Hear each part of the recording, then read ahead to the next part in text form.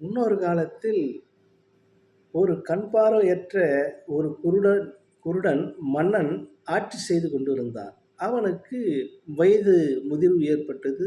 தன் மகனை அழைத்து, முதலில் உனக்கு திருமணம் செய்ய வேண்டும். பின்பு உனக்கு பட்டம் கட்டி ஆட்சி அதிகாரத்தை உனக்கு கொடுக்க வேண்டும். பட்டத்து அரசனாக்க வேண்டும் என்று அவருக்கு சொன்னார். அப்போது அந்த மகனோ, தந்தையே, நம் ஆட்சியின் கொடையின் கீழ் நமக்கு கட்டம் கட்டி வருகின்ற 4 சிற்றரசர் இருக்கிறார்கள். அவர்கள் எனக்கு பெண் கொடுப்பதாக இருக்கிறார்கள்.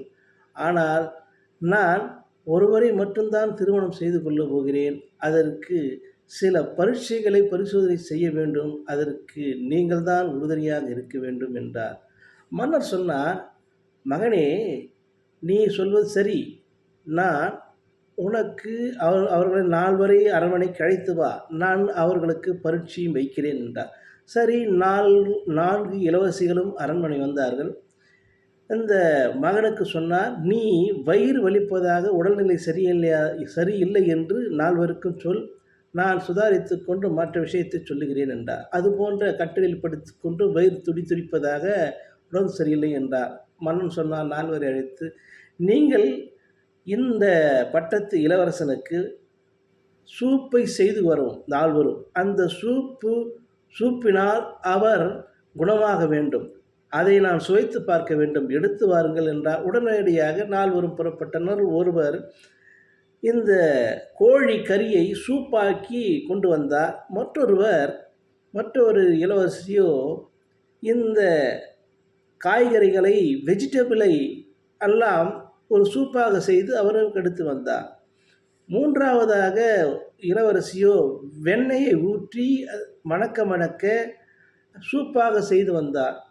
4வது இளவரசியோ ஏதும் செய்யாமல், வெதுவெதுப்பாக, சுவை இல்லாமல், காரம் கம்மியாக, அதை உப்பு கம்மியாக கொண்டு வந்தார்.